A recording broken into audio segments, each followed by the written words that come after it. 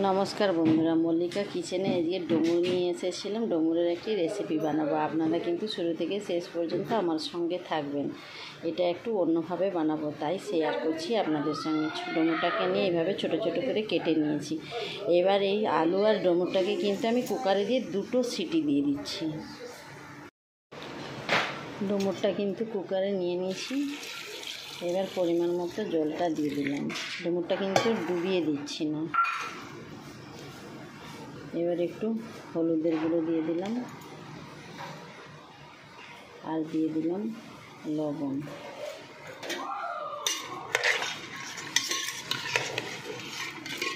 একটু খুন্তি দিয়ে কিন্তু নেড়ে নিলাম। এবার আমি গ্যাসে বসিয়ে দিচ্ছি। 2টো সিটি দেওয়ার পর নামিয়ে নেব। 2টো সিটি দেওয়ার পর কিন্তু নামিয়ে নিয়েছি। ডুমুরগুলো কিন্তু খুব সুন্দর সেদ্ধ হয়ে গেছে।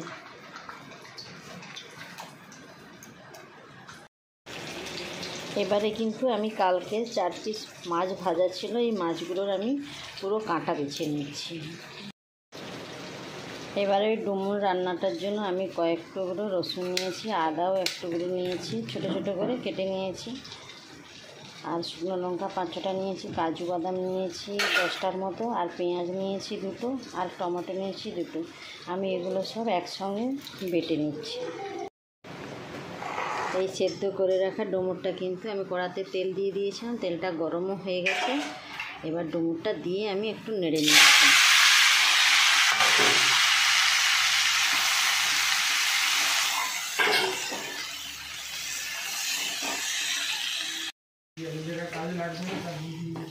ডুমুরটা কিন্তু নাড়া হয়ে গেছে। আমি এবার একটি পাত্রে নামিয়ে নিচ্ছি। কড়াতে আমি তেল দিয়ে দিয়েছিলাম। তেলটা গরমও হয়ে গেছে। তেলের উপরে তেজপাতা দিয়ে দিলাম, 3টে তেজপাতা, আর 1টা শুকনো লঙ্কা, আর 1 চিমটে কালো জিরে দিয়ে দিলাম।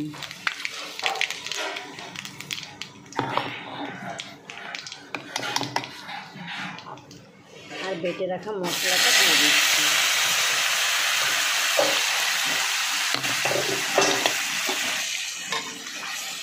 এবার মশলাটা ভালো করে নাড়াচাড়া করে নিচ্ছি। এবারে কিন্তু আমি হলুদের গুঁড়ো একটু দিয়ে দিলাম, একটু মানে পরিমাণ মতো, আর লবণও দিয়ে দিচ্ছি, আন্দাজ মতো লবণ দিয়ে দিচ্ছি। এবার মশলাটাকে ভালো করে আরও নাড়াচাড়া করে একটু কষিয়ে নিচ্ছি। মশলাটা কিন্তু ভালো করে কষানো হয়ে গেছে। এবার ওপর থেকে একটু আমি গরম মশলা 1/2 চামচের মতো দিয়ে দিলাম। আর দিয়ে দিচ্ছি এই যে মাছের টুকরোগুলো।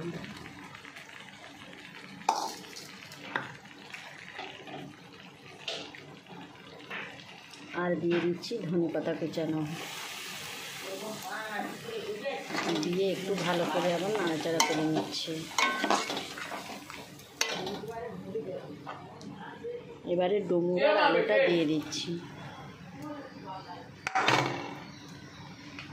দিয়ে ভালো করে মশলার সঙ্গে মিশিয়ে নিচ্ছি।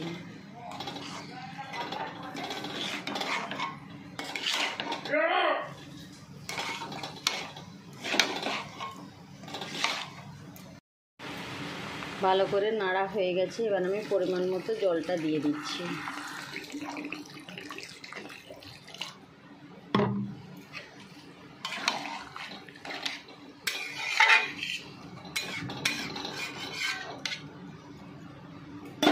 এবারে উপর থেকে একটা ঢাকনা চাপা দিয়ে দিলাম।